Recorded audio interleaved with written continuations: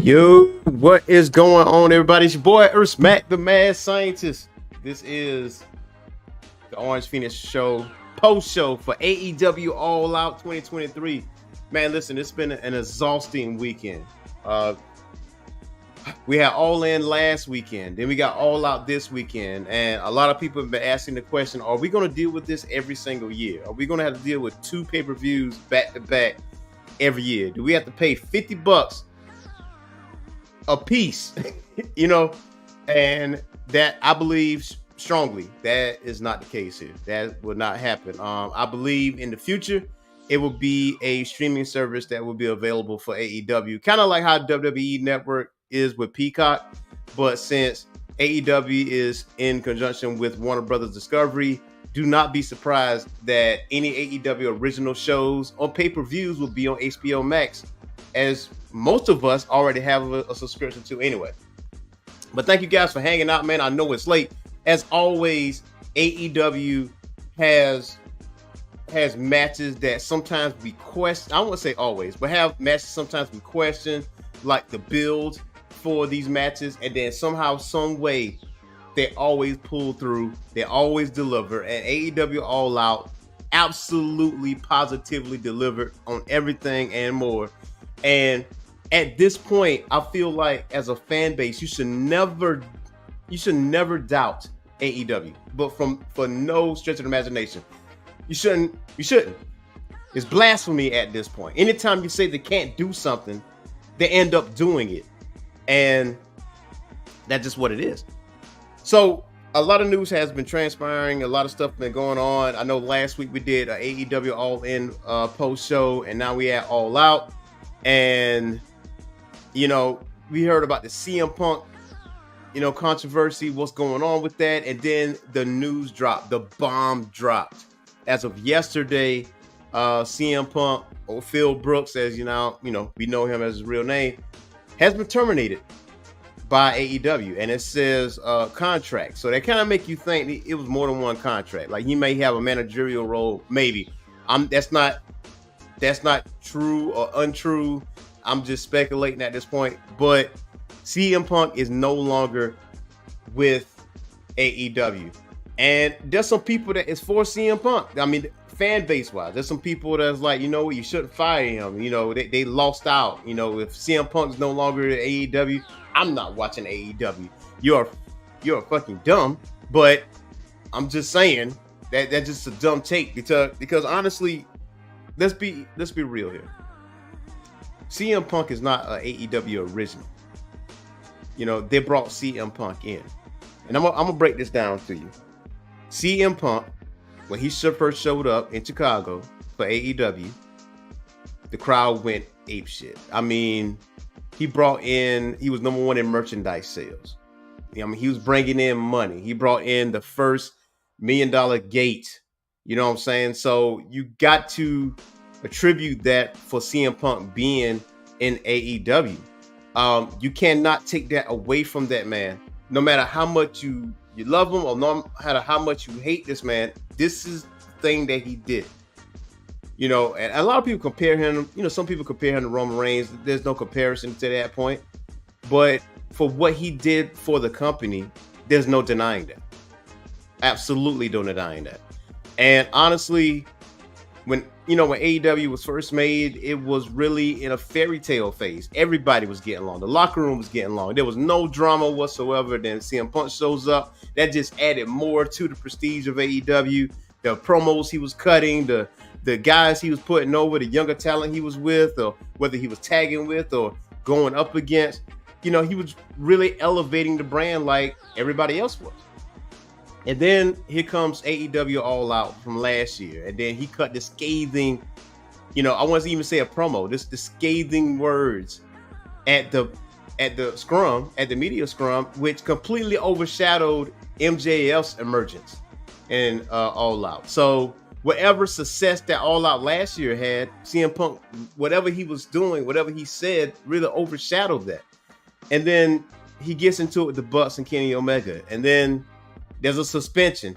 The Bucks and Kenny Omega just won the Trios Tag Team Championships, and they had to get stripped of the Tag Team Championships pending an investigation. They had to strip the AEW World title from CM Punk, pending an investigation. You got to move on at that point, right? So for a few months or so, you didn't see Punk, Kenny, or the Bucks. Investigations. On one end, you hear Kenny and the Bucks started it. On one end, now one thing has always been a constant: Kenny saved Larry. That's been a constant. But then you get some words that Punk threw the first punch, and so you don't know heads or tails of it. But you bring Punk back, and you give him his own show in Collision. And a lot of people say give him his own show, but I'm pretty sure Tony Khan had an idea for AEW Collision, but CM Punk was the headliner of that show. AEW Collision is actually different than Dynamite. Even though it's AEW, the feel is different. Like at one point, it was the best pro wrestling show on TV. Now, that's over Dynamite. That's over SmackDown. That's over Raw. It was the best pro wrestling show on TV. There was a lot of great pro wrestling matches on there. I said when NXT Black and Gold was present, when Triple H was running it, that was the best pro wrestling show on television. It's what it was. So Punk is back, and I was like, okay, we're getting in the groove now. We're getting in the groove. And then you cut this promo after the show ends on Hangman Page. I'm like, bro, are you freaking serious? At first, I was thinking, you know what? Maybe this might be leading up to something. Maybe this is like a work. You know what I mean? But apparently, allegedly, he was fined because of that. I mean, he talked to Page and he apologized, and okay, cool. All right. Now, here come AEW All In.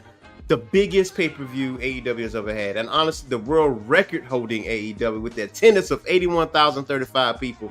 And guess what people are talking about? They're talking about how CM Punk gets into it with Jungle Boy Jack Perry, about glass being used, hands was thrown, and everything else in between. And so now, this happens again. There's like two major successes that AEW has. And Punk is at the forefront of it in a negative way. So what else is there for Tony Khan to do? As a boss, what else is there for you to do? I know he was caught between a rock and a hard place. I know he didn't want to make that decision to let go of CM Punk. But I'm pretty sure, and I'm just, again, this is me speculating. I'm pretty sure people in the locker room are like, listen, either you kick him out or we leave him. And one person don't equate to the whole entire locker room. You know what I mean? You look at the amount of talent that is in the AEW locker room, you really don't need CM Punk. To be honest, Punk has delivered as far as him being at AEW on the matches that he's done and everything else in between. Are there matches that we will not see anymore? Yes. I want to see him and Bryan Danielson. I wanted to see him and MJF finalize their feud. I want to see him and Adam Cole versus CM Punk, or him versus Jay White. I wanted to see that, but we will never see that because of what transpired. So Tony was caught between a rock and a hard place here. So at this point, you can't be mad at Tony Khan for doing what a boss needs to do. I mean, how many times that people on the internet were saying Tony Khan don't have a backbone, and he don't, Punk runs the show and all this other stuff. And then when he finally shows you what he's capable of doing, then you get mad at the man for letting the man go. I mean, he had to make a business decision, and the right business decision was for him to let Punk go. Now, when I first got the news of this, my thought process was like, maybe you should have done that right now, because AEW was in Chicago all week long. And maybe the reason of some of these people buying tickets for All Out is to see CM Punk. Now you won't see CM Punk, and now you up shit's creek at this point, right? That was my first thought of All Out. Now, I bought All Out obviously because I wanted to cover All Out. Now, was it better than All In? No. But was it a great pay-per-view? Was it worth $50? Then yeah, it really worth $50. One thing is a constant with AEW is that the level of resilience this company has in the face of any type of adversity, because they have faced some cracks in the wall, and somehow or another they was able to glue those cracks back together. They was able to smooth this thing out. Like the first time this incident occurred, John Moxley put the company on his back, and things was getting the way it needed to get to. Bryan Danielson, John Moxley, Chris Jericho, all the leaders of the locker room, they had their meetings and everybody was doing what they needed to do. And then Punk came back. Everything was kind of cool at that point, and then this happens again. But AEW All Out delivered, and they threw everything in the kitchen sink at Chicago. They started with MJF and Adam Cole and against the Dark Order. And they had a classic tag team match where MJF was selling the neck injury and he left, and Cole was the guy that was getting beat up, and then he shows up and MJF gets the dub with Adam Cole. But here's the thing, he had the crowd going ape shit. It made you forget, well, if you was in the crowd, it made you forget the fact that Punk is no longer with the company. This was in Chicago. This was in the hometown of this man, right? The home city.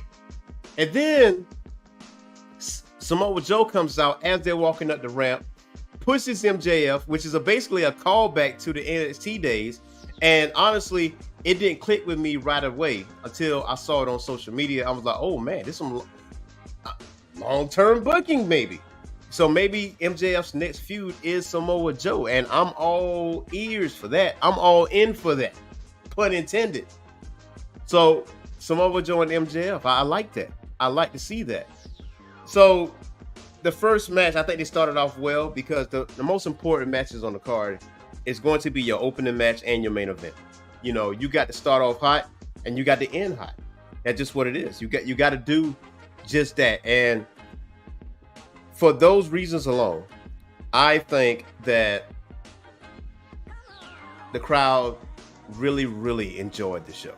And moving on to Samoa Joe and Shane Taylor, obviously Samoa Joe gets the dub because he felt some kind of way. I mean, he was ready to whoop some ass at this point. So you don't need to cover that. Great match still, but there you have it. Then you have Luchasaurus versus Darby Allin for the AEW TNT Championship. And honestly, for a period, I felt like it was playing hot potato with the TNT Championship, but I like where it's going. I like the fact that there's a level of prestige to that TNT title once again, and that Luchasaurus or Christian, depends on how you look at it, is holding the title for a extended period of time. So whoever beats them, and I say them, that's going to mean something. That's going to mean something. Miro and Powerhouse Hobbs. Let me tell you something.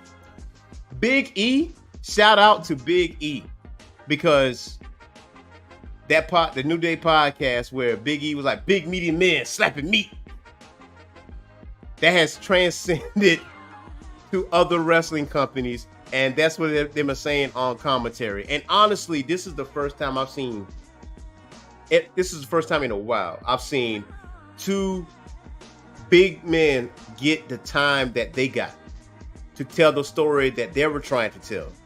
And usually it's like, hit your big moves, hit your big moves, hit your big moves, go home. That's it. Nah, they told a story in the ring, and honestly, it made you invested into that. I wish they would have put this match on All In. I wish somehow, some way they could have squeezed this match in All In, because I felt like the Wembley crowd would have ate that up. They would have ate it up. And you get a surprise appearance from CJ Perry. Some of y'all know her as Lana, but she shows up and the crowd goes ape shit, and that's even further the story between Miro and his wife, because if y'all remember way back when, he's talking about how he renounced his wife and he followed his God and stuff like that, and how he doesn't follow his God anymore, and I'm all in it for me. And then he looks at CJ and looks at his wife and says, you're not real. You're not real. So at this point, that leads to another storyline. So Will Hobbs and Miro is not over, but obviously Miro's wife is going to play a major part in that storyline. So I'm all here for it. I'm glad these guys had the time that they had to tell their story. This is really, to me, it's probably the match of the night for me. It's probably the match of the night. Then later on, they had Chris Statlander and Ruby Soho. Thank God they got the time, because, hey, it should be zero complaints about that, because they gave Chris Statlander and Ruby Soho the time to tell a story in the ring. And Toni Storm being under the ring, and I'm be honest with you, I'm so high on Toni Storm and her character. That is very, very interesting character to have. And where this going, I don't know. I don't know where it's just going. But Toni Storm, you know, Marilyn Monroe, the crazy Marilyn Monroe character, I really do love that. So hopefully we will see what comes out of that. Then we get Bryan Danielson and Ricky Starks. So far, Will Hobbs and Miro is the match of the night, right? I'm gonna be honest with you. I don't think anyone loves wrestling as much as Bryan Danielson does. It's like the moment that it was announced that Punk was let go, people were saying Collision's over with and it's done, it's dead in the water. Tony Khan might well cut his losses now and just cut Collision off. I'm like, do y'all really think that Punk is the sole reason why they have Collision? Like, do you think that? I don't think that. I don't think that. It's too much talent on Collision. Jay White. I say it again. Jay White, Andrade, Miro, the House of Black.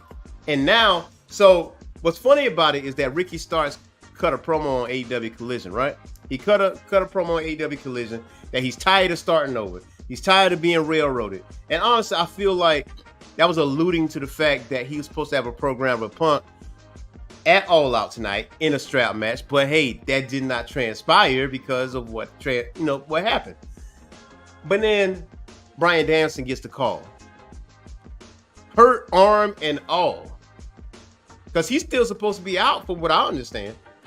He's still supposed to be out. Bryan Danielson and Ricky Starks put on a clinic. That has been one of the most brutal, if not the most brutal, strap matches I have seen ever. Bryan Danielson took it to the limit, and he took Ricky Starks to the limit, and Ricky Starks went to the next level because of that.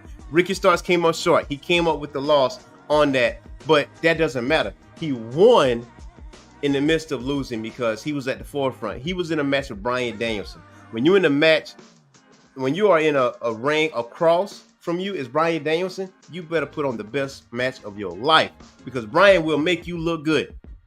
He will make you look good. That strap match was something to see, with Ricky the Dragon Steamboat being involved some way, somehow. I do love the fact that Bryan Danielson answered the call. So that makes me think that Bryan Danielson will be the one to be replacing CM Punk on Collision.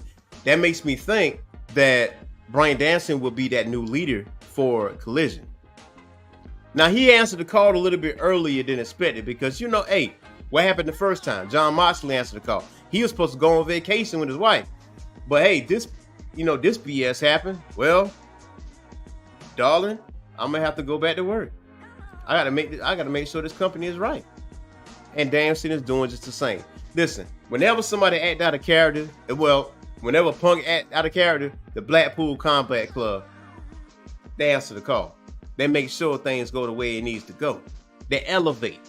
So I believe that Bryan Danielson will be on Collision a lot more often and it's not just a one-off. And I feel like he's there for a reason. So hopefully that's the case, because honestly, at this point in time, why do you need CM Punk? Why would you need CM Punk? You got Bryan Danielson, you got John Moxley, you got Kenny Omega, you got Chris Jericho, you got Jay White, you got Ricky Starks, Andrade, Miro, Malachi Black, Orange Cassidy. The amount of talent that you have in that locker room, you don't need it. You don't need them. And for the people that thinking that, but Punk's no longer there, AEW is in the tank now, you're stupid. You're dumb. Don't be dumb. He was not the original. The Bucks were the originals. Kenny Omega was the originals. Hangman Page was the originals. Pat, Pat wasn't really necessarily the original, but Orange Cassidy, MJF, those younger guys, Sammy Guevara. Man, I mean, look at the amount of talent that from the start of the company up to now. It's okay. It's going to be all right because when I looked at All Out, it looked like it did not skip a beat. Like the company itself didn't skip a beat. It's like, y'all might be hanging on this, but we're not hanging on this. We're moving on. We still going to put on great content.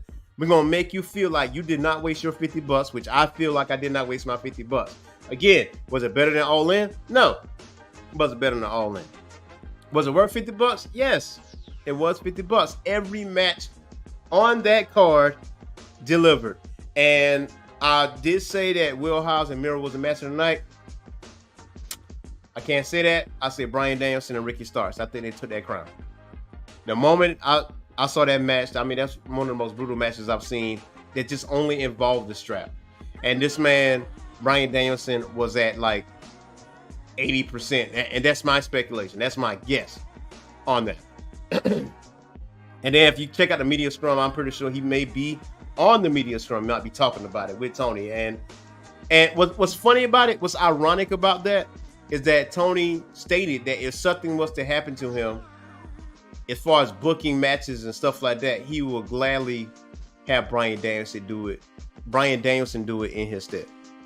Which is, and the irony of that, this was like maybe a week or so prior to this whole Punk incident.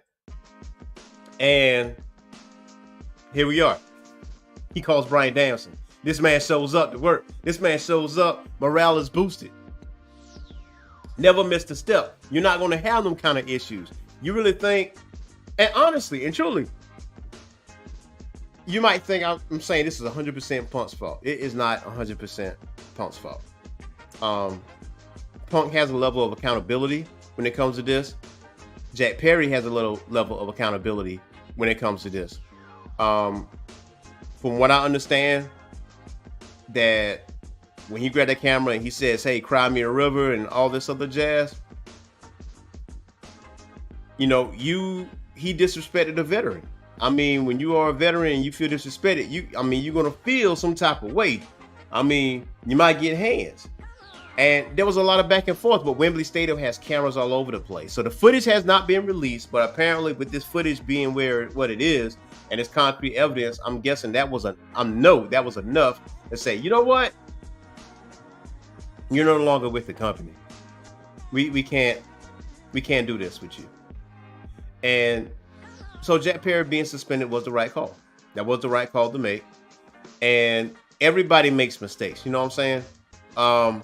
If Jack Perry was to do this again, then I'm pretty sure he'll be let go. If someone of the level of CM Punk is let go, that means no one is exempt. That was an example being made by Tony Khan. So that should put everyone on notice. We can't just out here run the asylum like the way we want to run it. But prior to Punk, there was hardly any issues going on. But there was actually some news coming out that CM Punk was involved in an incident with William Regal, while both worked for AEW. So, like, more shit is coming out. You know what I'm saying? Not only is Bucks and Kenny, not only is it Jack Perry, now it's William Regal when he was with AEW. He had issues with. Come on now. And I know this report just circled during All Out. I don't know who releases this stuff while AEW is trying to put on great content, but it seems to always do that. But they're going to run out of content because he's no longer there, right? So it says, according to Cassidy Haynes of Bodyslam.net, another incident involving Punk during his run with the company has been confirmed. Haynes noted the following. Multiple sources have confirmed to me details about an incident that took place between Punk and Regal, which took place when Regal made his AEW debut. In an altercation between the two men, Punk refused to shake Regal's hand and would then get in the Legend's face, telling him that he did not like him. He did not trust him, and that Regal was a stooge for Triple H. Now, Regal worked with AEW through the end of 2022 until he was let out of his contract by Tony Khan and returned to WWE. So wait, if this right here is true, if this is true, you got mad at Jet Perry, but you did the same thing to William Regal? Come on, man. Come on, man. If this is true, if this story right here is true, that just, nah. As a veteran, you know, I'm a CM Punk fan. Don't get me wrong. I am a CM Punk fan, and I know it's not 100% his fault. I know he gets agitated with things. I mean, there's wrong on both sides. There's right on both sides. But if you know you got this much heat on you, why would you put your hands on anyone? Why would you let your anger get the best of you? I think on outside of pro wrestling, I think he does. I'm not diagnosing him, but it just seems as though he might need to get some anger management help, because it was self-sabotage at that point. And he may have been right on how he felt, but as far as acting out on what he's doing, you gotta sit back and chill for a second. Handle that stuff back in the States. Don't do it at All In, man. Don't do it there, man. Don't do it there. But that's neither here or there. Back to Bryan Danielson, Ricky Starks. Ricky Starks, I always said this. Ricky Starks is a main eventer. That it just is what it is. He is a main eventer. He's great on the mic. He's great in the ring. Anybody he's in the ring with, it just elevates him. And the fact that he was in the ring with Bryan Danielson, man, that speaks volumes. I'm a huge fan of Ricky Starks. Whether he's a heel, whether he's a face, huge fan of him. Came up short, but that's okay. That is all right. He did what he needed to do. And you cannot, if you try to ignore Ricky Starks before, you can't ignore him now. Period. That's just what it is. Moving on to the next matchup. It was Eddie Kingston and Kazuori Shibata versus the Blackpool Combat Club and Claudio Castagnoli and Wheeler Yuta. This match seems a little put together because Shibata and Kingston, that came out of nowhere. You know, there was no build to that. The only build that we knew about was Eddie Kingston's straight, utter hatred towards Claudio. And Eddie just has a partner, just so happened to have a partner, and it was what it was. Now, Shibata was the one that was highlighted in this match. It wasn't Kingston. It wasn't Claudio. It was Shibata. Shibata was doing work in there. He showed his talents in front of Chicago audience, and they loved every bit of it. I know Shibata and Kingston came up short.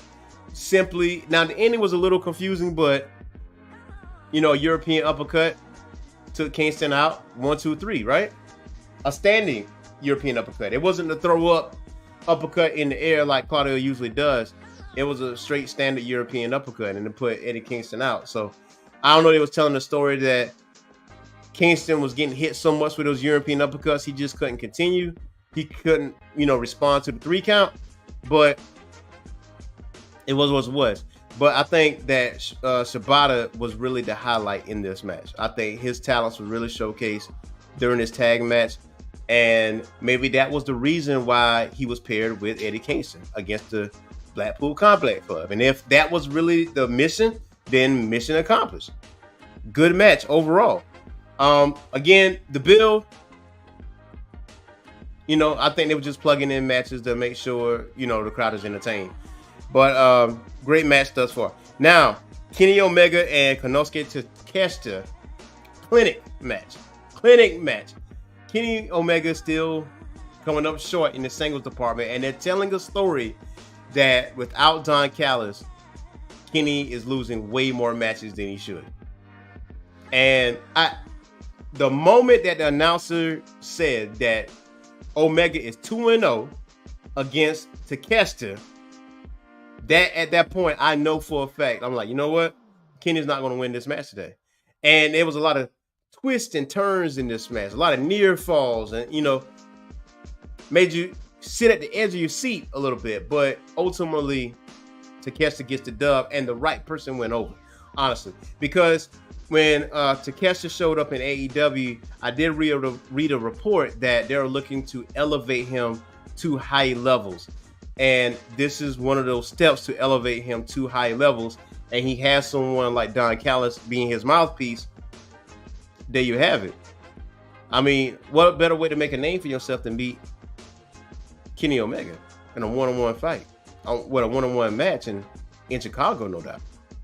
So there you have it with that. So right now the Elite is taking these L's, man. Now, right after the Kenny Omega match, you have FTR and the Bucks against Bullet Club Gold, where Bullet Club Gold comes up as the victor. Oh, cry me a river is what I'm hearing in the crowd. The Bucks are very polarized. So here's what's funny. I was really observant with the crowd. I don't think Kenny Omega is getting so much of a backlash as the Bucks were attempted to get, because the crowd, some of the crowd was like, hey, we don't like you. We pro CM Punk. But then there's other people in the crowd like, hey man, listen, Punk don't speak for all of us here in Chicago. We like y'all. We are entertained by you guys. We are entertained by the matches that you put on, and please continue to put on these clinic matches. So with FTR and the Bucks versus Bullet Club Gold end up on top as they should. Jay White gets the pin, so that makes me think that there is a tag team titles match in the horizon where possibly Jay White and Juice may become your new AEW World Tag Team Champions, and I'm all for that, man. I'm all for that. Or the Guns. I'm all for that. I'm all for that. I mean, I think a lot of people bought the pay-per-view because they're just curious on how the crowd was going to be. I think other people bought the pay-per-view because there's a little inkling that the whole Punk being fired was a work, and that was a very small percentage of people that think that. I didn't think that. I was very curious on how the crowd was going to be after this recent announcement, and with the Bucks being on the show, and honestly and truly, they tried. The crowd tried, but there's other people in the crowd that drowned out those negative vibes. It's like, nah, we're gonna stand up, we're gonna clap for these guys. Nah, we're not gonna be like this towards AEW, because AEW literally has been coming to Chicago so many times. They have stayed in Chicago a whole week, technically. I mean, literally drained Chicago out of everything and more when it comes to wrestling content. Oversaturated. So they were, to cap that week off, the crowd was phenomenal. The crowd was really good. There was some CM Punk chants, like, sliding in there. But it was overshadowed with the appreciation for what was going on in the ring.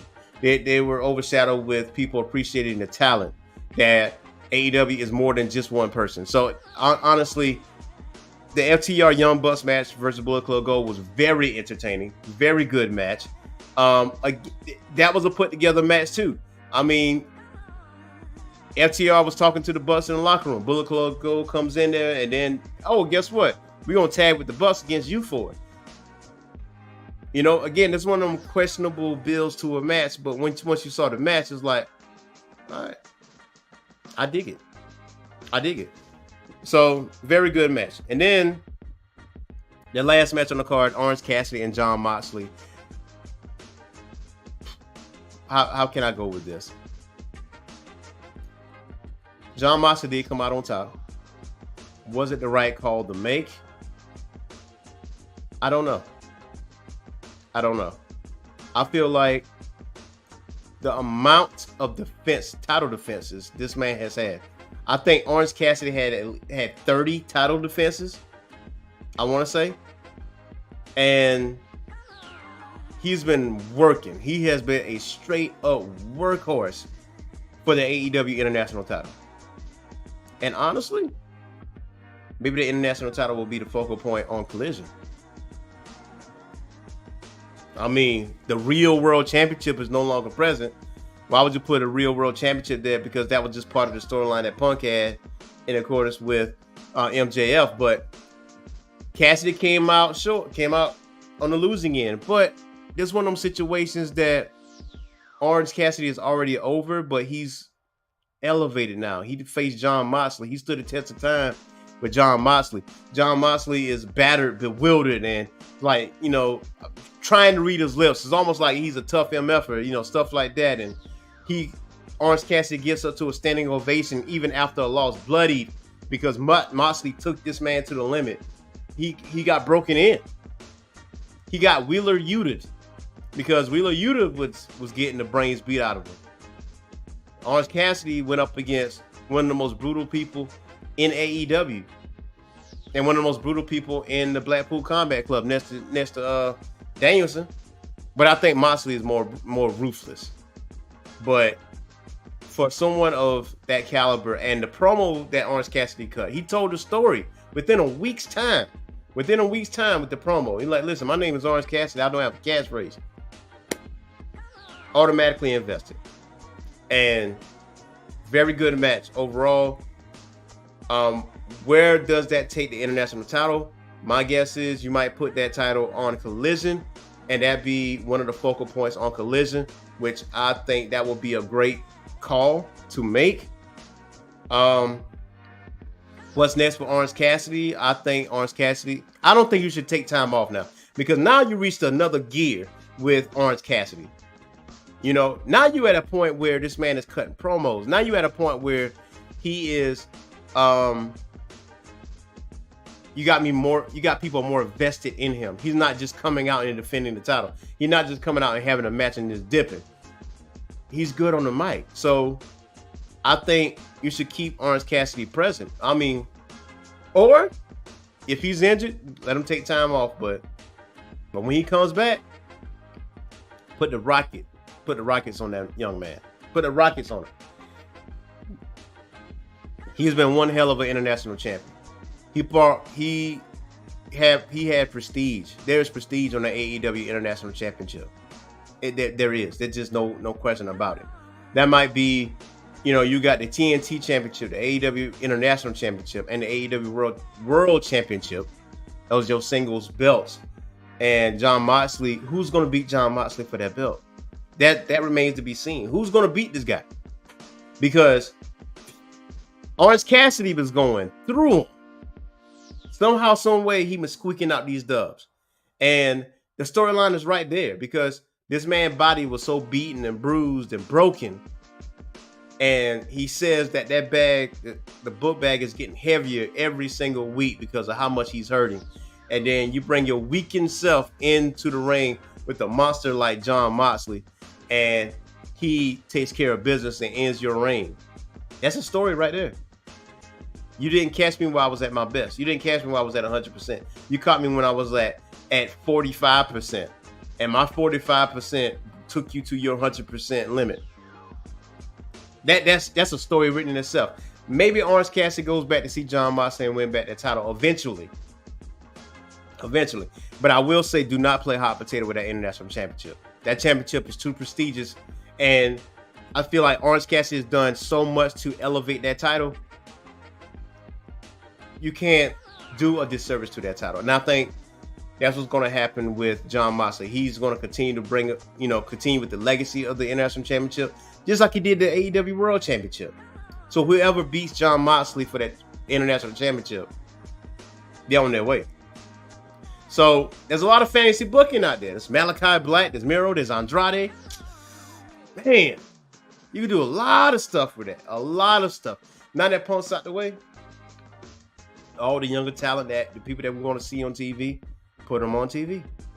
Put them on TV. People have asked, would Punk join the WWE? My estimation is that he will not join the WWE. I feel like after what happened with AEW, he is burned out once again from pro wrestling. I think he's officially done with pro wrestling as a performer.